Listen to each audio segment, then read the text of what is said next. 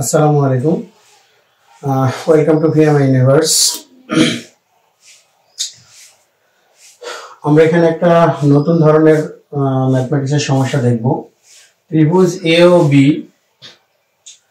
ত্রিভুজ ও A B এর শীর্ষ যথাক্রমে এত 0 0 p cos b minus p sine b p sine a কমা পি cos এ।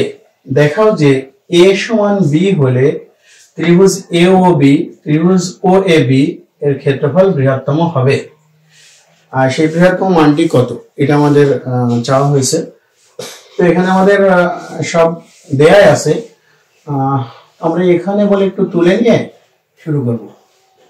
এখানে ত্রিভুজ ও এ বি এ আমাদের ও হলো 0 0 a p cos b minus p sin b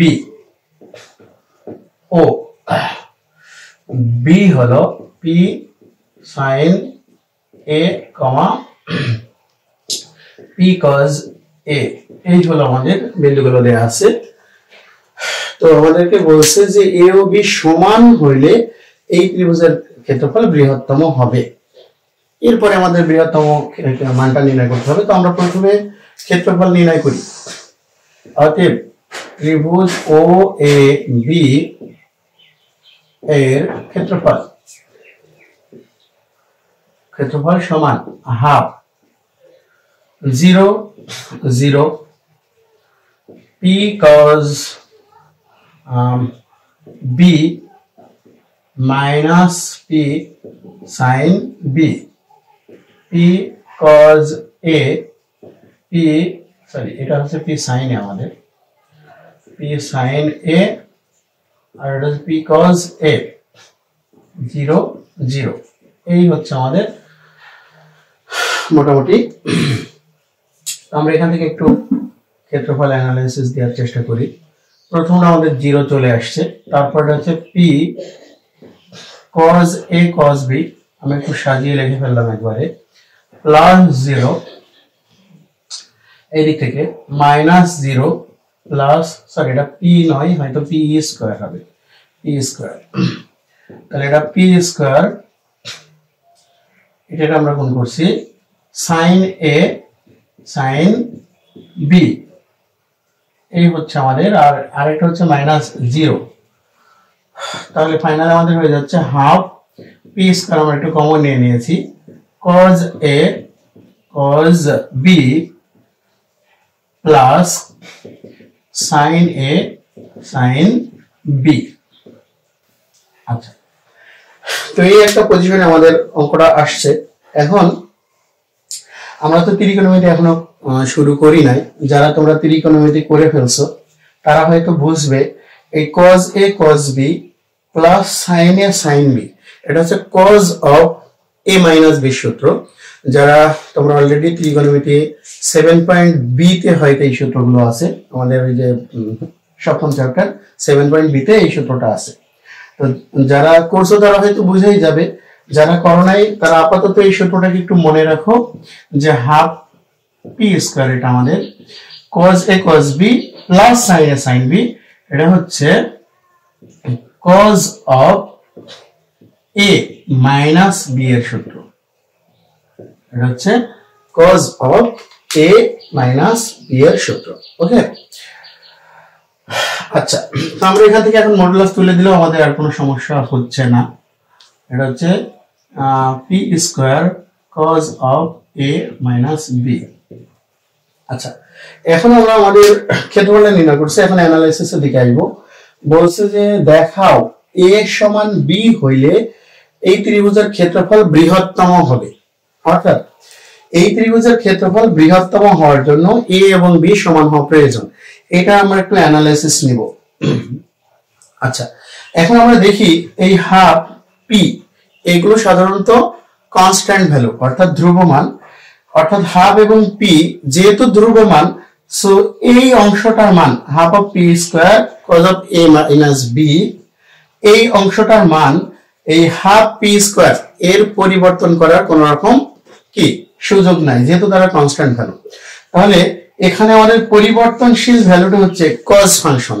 তাহলে এই কজ ফাংশনটার মান যখন সর্বোচ্চ হবে তখন আমার এই ক্ষেত্রফলটার মানও সর্বোচ্চ হবে। ওকে, এই কজ ফাংশনের মান যখন সর্বোচ্চ হবে তখন ক্ষেত্রফলের মানও সর্বোচ্চ হবে। তোমরা যারা ত্রিকোণমিতি করছো বা নবম দশম শ্রেণীতেও হয়তো অনেকজন দেখে আসবে যে কজ ফাংশন এর সর্বোচ্চ মান হচ্ছে +1 এবং সাইন ফাংশনের ক্ষেত্রেও তাই, সাইন ফাংশনের সর্বোচ্চ মান হচ্ছে +1 এবং কজ ফাংশনের সর্বনিম্ন মান হচ্ছে -1, সাইন ফাংশনেরও সর্বনিম্ন মান -1। তো যাই হোক, আমাদের সর্বনিম্ন মানটার দিকে এখন আমরা যাব না, যেহেতু আমাদের বৃহত্তম কথাটা বলছে তাহলে আমরা সর্বোচ্চের দিকেই যাব। ওকে, তাহলে কজ ফাংশনের সর্বোচ্চ মান হচ্ছে +1। আমরা ওই নিয়মটা এখানে ব্যবহার করি, কজ ফাংশনের সর্বোচ্চ মান +1। তো আমরা এখানে লিখে দেব, আমরা জানি, আচ্ছা আমরা জানি আগে একটু এখানকার অ্যানালাইসিসটা আমরা লিখে দিই অল্প করে, যে ত্রিভুজ OAB এর ক্ষেত্রফল বৃহত্তম হবে যদি cos of A minus B এর মান বৃহত্তম হয়। আচ্ছা, তো আমরা কেন cos এর মানটার বৃহত্তম কথাই বলছি সেটা আগেও বলেছি, কারণ আমি বলেছি হাফ অফ পি স্কয়ার এটা একটা কনস্ট্যান্ট ভ্যালু, এই কনস্ট্যান্ট ভ্যালুটা আমাদের মানকে পরিবর্তন করতে পারে না, সো cos ফাংশনটাই পারবে। হ্যাঁ, এইজন্য আমরা লিখলাম ত্রিভুজ OAB এর ক্ষেত্রফল বৃহত্তম হবে যদি cos of A minus B এর মান বৃহত্তম হয়। তাহলে আমরা এখানে এটাও লিখে দেব যে cos of A minus B এর বৃহত্তম মান হচ্ছে 1। তাহলে অতএব cos of A minus B equal 1। আমরা জানি যে cos কোন ফাংশনের মান 1 হয়, cos 0 ফাংশনের মান, মানে cos অফ 0 এর মান। তাহলে ফাইনালি আমাদের এটা চলে আসছে A minus B ইকুয়াল 0, অতএব A সমান B। তো আমাদের এটাই বলার ছিল এখানে, যে দেখাও যে A সমান B হইলে ত্রিভুজ OAB এর মান বৃহত্তম হবে। তো আমরা এখানে একটা বোঝানোর চেষ্টা করছি যে ত্রিভুজ OAB এর মান বৃহত্তম হবার শর্ত কি, সেই শর্ত অ্যাপ্লাই করে আমরা দেখতেছি যে এটা বৃহত্তম হয়েছে। আচ্ছা, তো সেই বৃহত্তম মানটা আমাদের আবার নির্ণয় করতে বলা হয়েছে। তো এটা দুই ভাবে করা যায়। এক, যদি তোমরা ভাবো যে আমরা তো দেখলাম cos of A minus B সমান 1 হলেই বৃহত্তম হবে, সুতরাং এখানে আমরা 1 বসাই দিব, বসাই দিলে এর মান 1 হবে, তখন বৃহত্তম মান হবে হাফ অফ পি স্কয়ার। এইভাবে হয়ে যাবে। কেউ যদি এইভাবে মনে করো যে যেহেতু বৃহত্তম হবার শর্ত হলো A সমান B, সুতরাং আমরা এখানে A সমান B বসাবো। A সমান B বসাইলে A আর B কেটে যাবে, যাওয়ার পরে cos of 0 cos 0 মান 1, তখন হবে হাফ অফ পি স্কয়ার।